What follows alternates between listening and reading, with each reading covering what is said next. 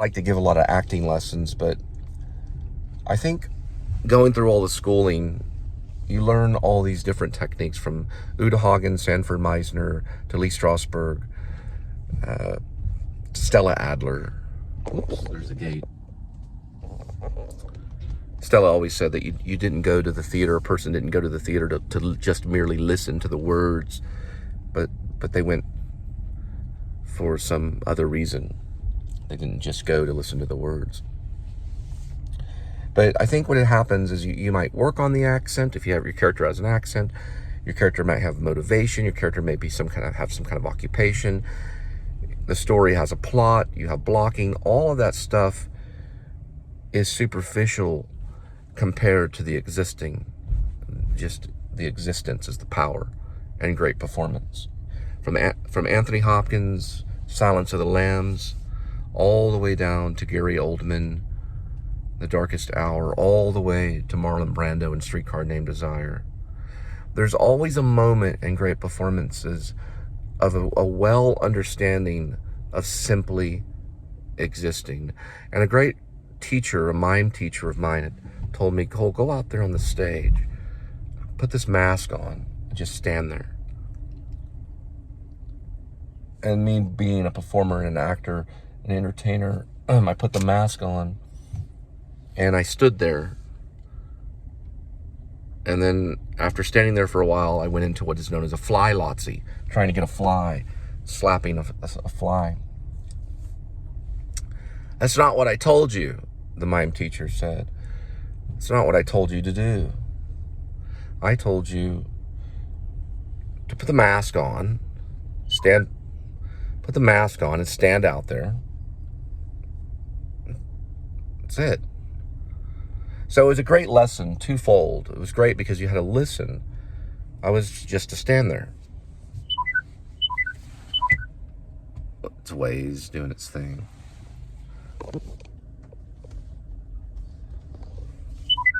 Yeah. Yeah, you can't hit it right there. So I think someone else may have done it. I don't know if they moved a certain way or something. He wanted you to stand there and do nothing so that you could get an essence, a feeling of simply existing before another person. There's the power. There's the step. I don't know if Strasberg talked about it. Strasberg explained it in a weird way. Lee Strasberg explained it by a line, like a proscenium line, as saying that I'm real and that you're real. You're real and I'm real. And that's what he was talking about. The same thing about existing, is that you were simply just existing, and there was power in that if you were relaxed and your thoughts were working, your imagination going off. You no longer had any fear that you were out there in front of an audience. There was none there. There arises a presence and an interesting performance. And all the work and all the accents and the crossing and the blocking and the line memorization and all of that stuff is superficial compared to that moment of relaxation and simply, because that's not what normal people do when they walk in front of an audience. They don't go, I could care less. But we learn to do it. After time, you still get kind of that knot in your stomach because of all those flipping lines. Once you learn that, then I guess you could say maybe naturally all the puzzle pieces will fall into places, and the mechanism and the beast of the performance starts to come alive. Then when the fly really arrives, you can pay attention to it if your method. You certainly take awareness of all the strange noises in the back of the house, because you would anyway, right? You do it anyway. It's a fight between what is known as the planned and the unplanned. Or you could say the memorized or the improvised.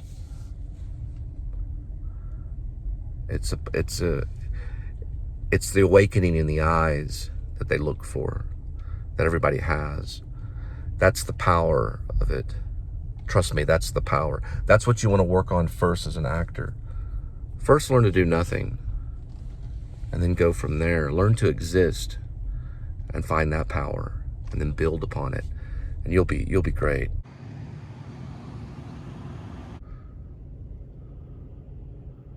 Open. Thank you. There's the other one I needed. That one right there. Okay.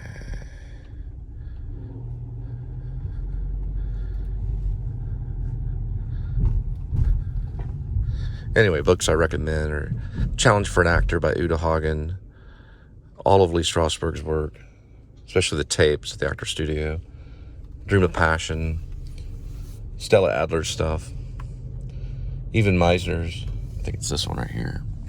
Over there, I needed to be here, so I went all the way around to get there.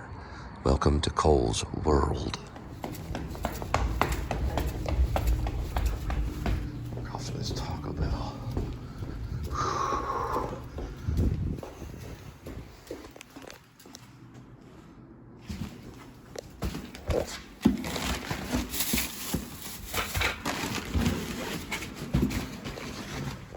One last note about Uta that I'll talk about, as in Uta Hagen.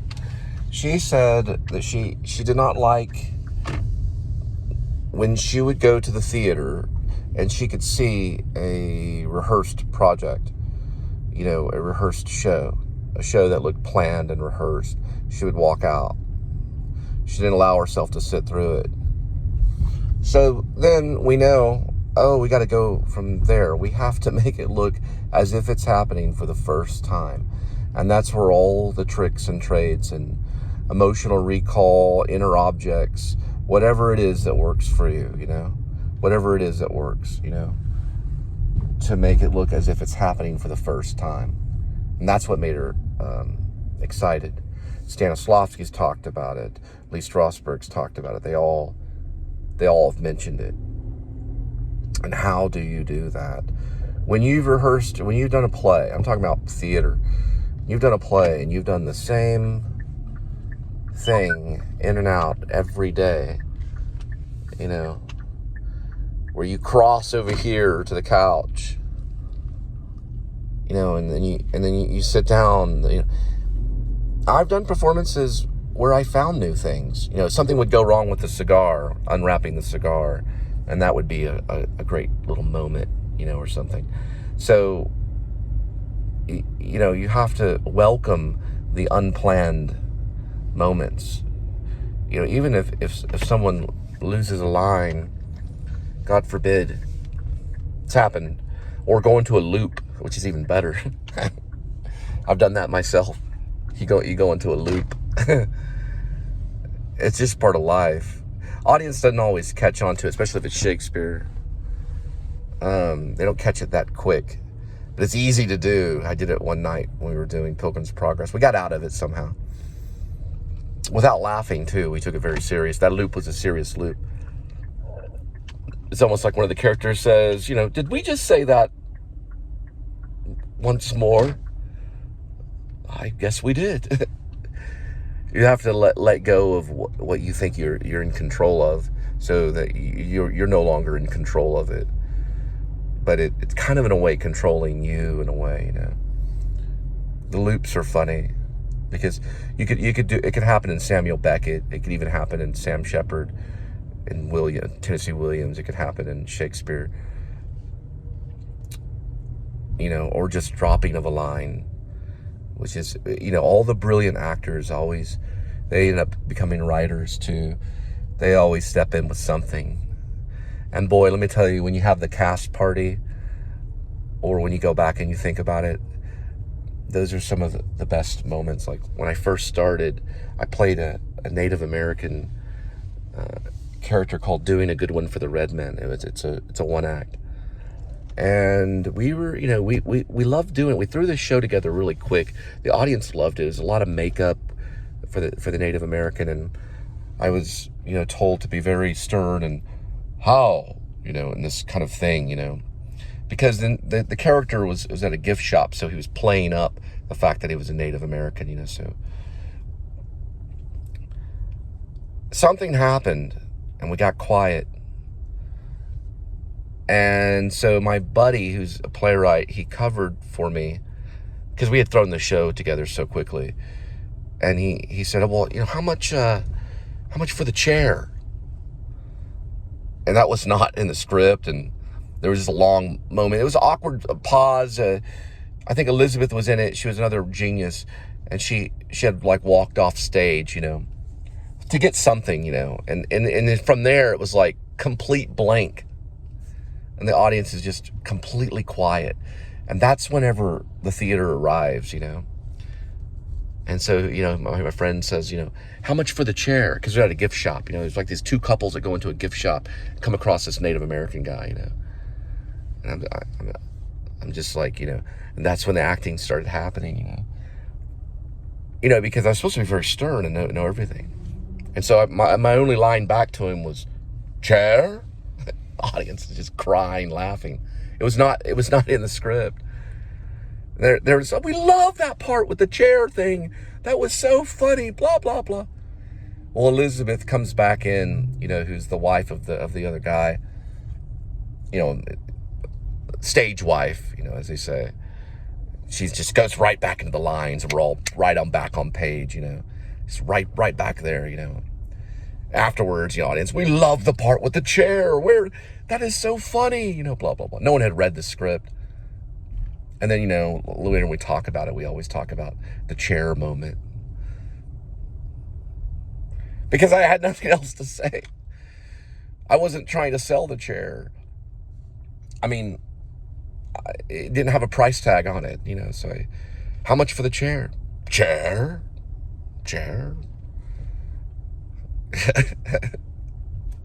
Symbolically brilliant, because everything's symbolic. It's kind of an example. Man, I gotta find a parking spot. Every single one of these things. I don't know where I'm gonna park. I don't know what is it, like a weekend? I guess I'll go to the higher floor.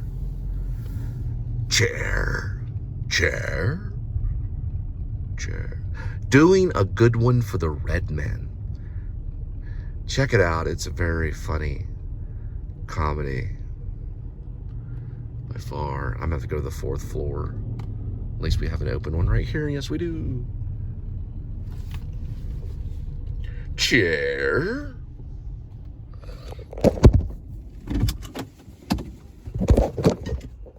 I think what was kind of funny as I was saying it kind of in character.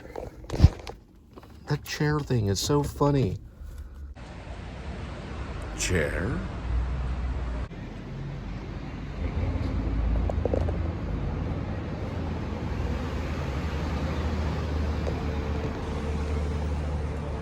It's weird because plays are supposed to be, you know, dialogue. And she walks off the stage. Rob is sitting over there, standing there walking around looking at things in the gift store. No words, nothing. I'm just standing there like this, you know. You know, like a totem pole.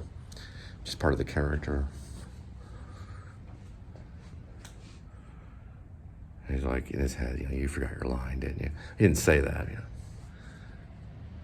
It's like a barcode or something. It's very strange. How much for the chair? Chair. Audience, whoosh, everyone's laughing. All right, ready? Here we go.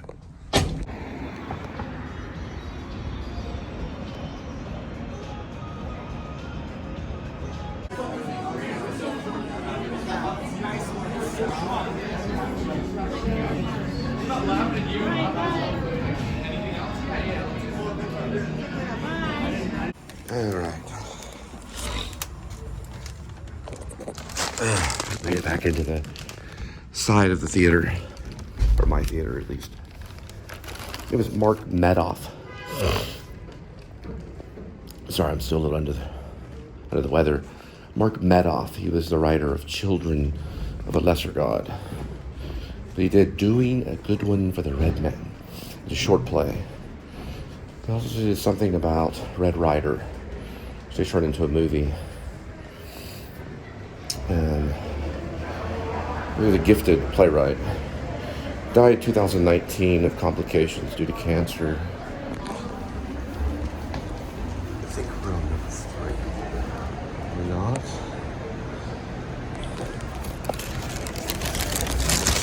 Why they don't have the number right there? Yeah, that was the writer, the playwright. We improv some of his lines. Chair.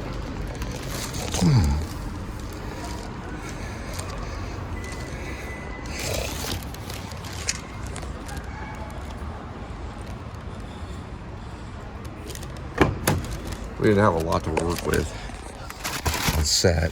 We had to come up with a little gift store. The chair was kind of in the center.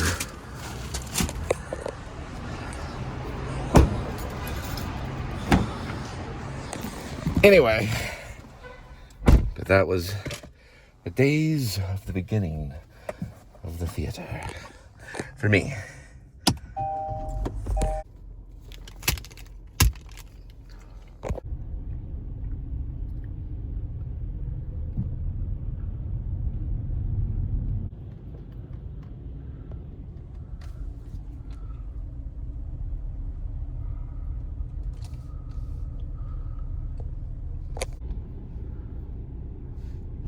Oops.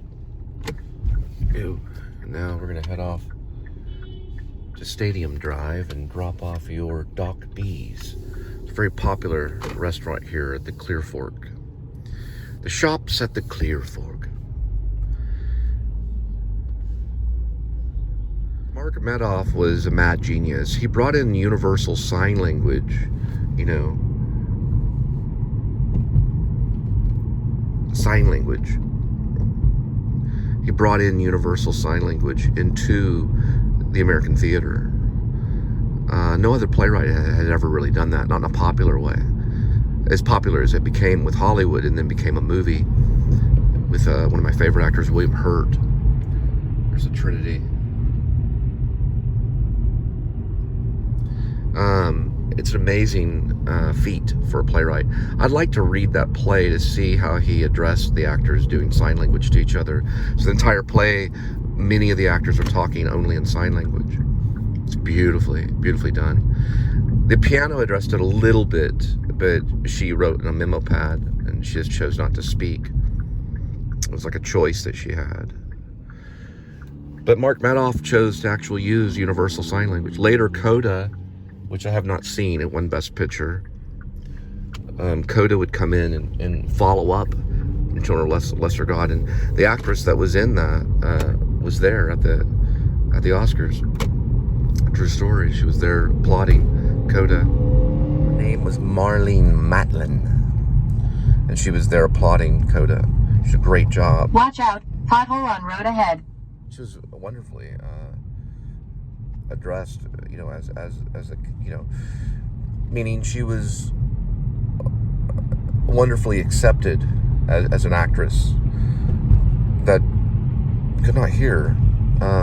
There's been others though. There was a lady that played. It was during the time when we did Bertolt Brecht. We did Muta Courage. There was a lady that played Catelyn that couldn't hear on Broadway too. There's deaf actors that are out there you don't always know. They can read lips. Some can even sing. It's been proven. It's amazing. There are deaf actors that can sing better than you and I. They're like the opera singers nearly. They can feel it.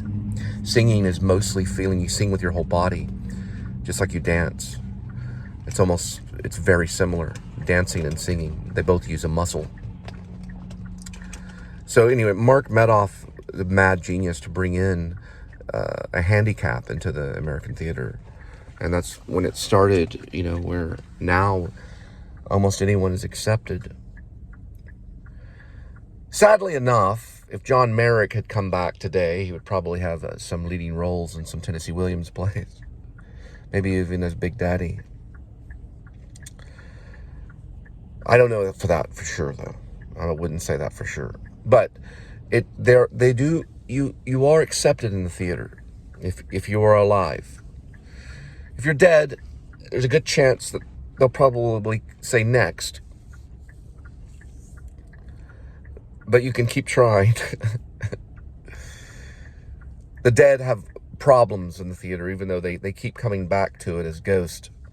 Many theaters are haunted, and they keep trying to possess the actors. It's a true story. I've read about it. I Hate Hamlet is a great play that talks about Barrymore doing the exact same thing to a Central Park actor or an actor that's stuck doing Shakespeare in the Park. Regardless, many are accepted into the theater regardless of your structure, your handicap, speech impediments. Look at Wallace Shawn, one of our greatest actors. Really, he has very clear diction in my book. But there are many handicap actors that are just doing fine. They're doing fine.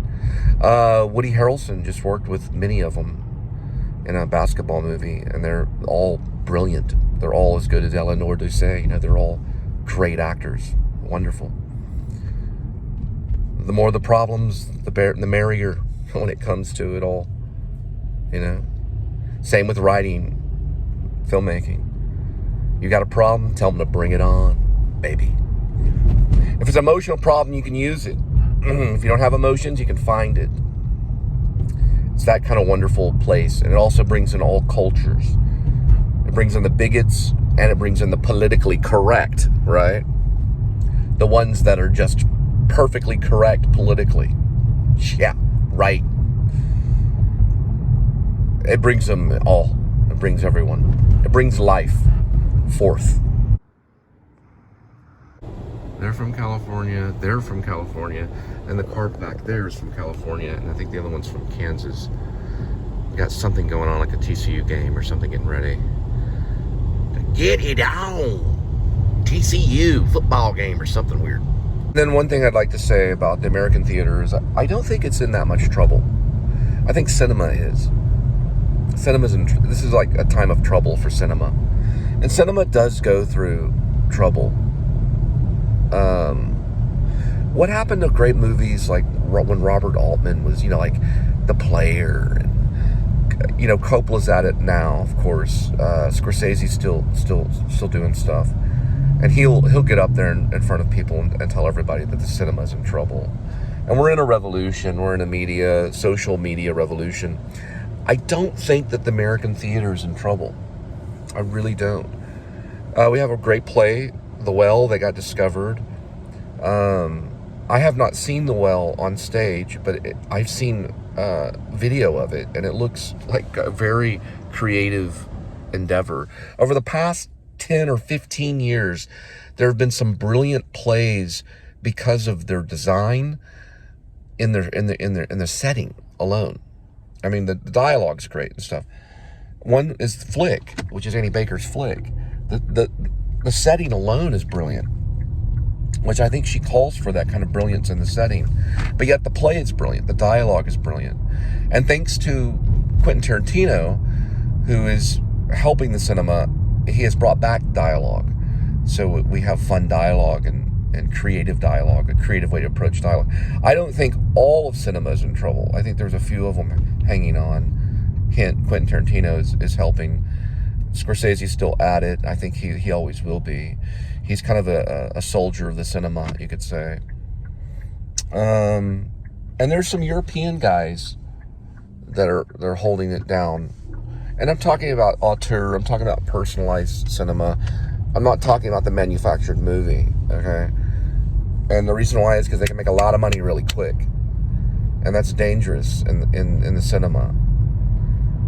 It is because we're only here once, You don't want to be caught up as a filmmaker that's just out to make, $100 million and then move on to the next, And I have nothing against Star Wars, I think Star Wars is a lot of fun. I have nothing against that. You know, people have attacked Marvel and things like that, and I think some of it does get a little obsessive. Another Marvel movie, another Avenger, it's not like they're going to stop doing it. They're not going to go like, hey, no more Avenger movies. Last time we made $100 billion.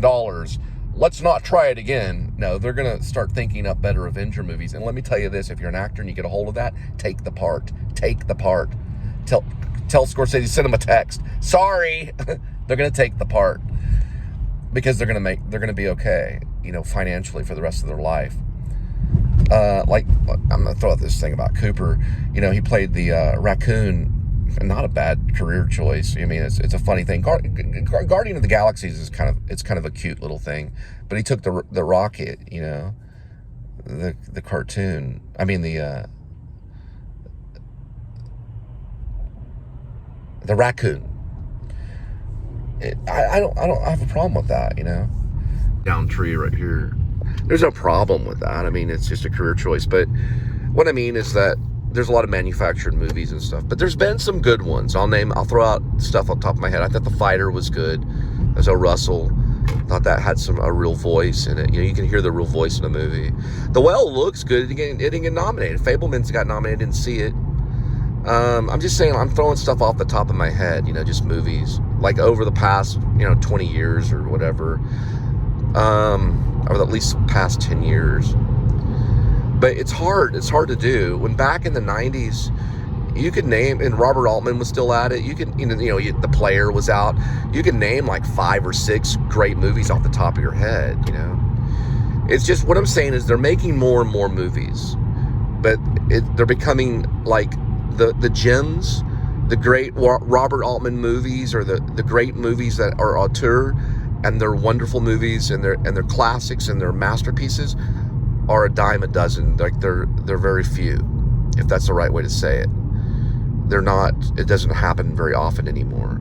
Back in the 70s, they were. You know, you can't really manufacture a masterpiece. They certainly have tried it, but in the 70s, especially in the 70s, there was so many great masterpieces. You know, starting with Taxi Driver, slowly moving into The Godfather, you know, that now, you know, it's like we look for them, and you get tired of it, you know. That's why I dropped Netflix, you know. I'm probably going to pick up Apple TV here pretty soon. I dropped Netflix because I was like, you know, I'm tired of looking through hundreds of these movies and being disappointed with this, you know. And I'd find these little small movies, you know, like one of them I thought that was really good, Karen Allen movie, Bad Hurt, you know, Johnny Whitworth. Great performance. Johnny didn't get any kind of nomination or anything. His performance was better than a lot of the performances that year. It's because it was an independent film that was not manufactured. Bad Hurt deserves attention. It's a good little film about family trouble, you know. It goes on and on and on, you know. Always liked Living in Oblivion, which was Steve Buscemi's little masterpiece they did about a film crew. It was black and white, you know. It just seems like, you know, I don't want to sit there and name bad movies, because later on people do filming locations of bad movies and everyone's like, oh, okay, it wasn't that bad. You know, people beating up on the movies. I don't know. You know, it's just the way, it's kind of like if you watch The Player, you know, Robert Altman, they kind of address that whole aspect of cinema. You know, the guy's carrying around this gem movie because he's a screenwriter in this little briefcase. You know, it's like a package of gold, you know. And all in all, it's simply a movie, but the movie is the thing, you know. The play is the thing. But like I said, I don't think the American theater's in trouble. I really don't. Are they still doing Lion King? Besides that, you know, Julian Taymor's a genius. But I think the American theater will be okay. The playwright will be there. He'll be heard. And then the screenwriter will come in and, you know, we'll get another player, Robert Altman masterpiece, Images or something, you know. Another little Bergman shows up, you know, some island, you know, with a phone, you know, a smartphone and a gimbal, you know.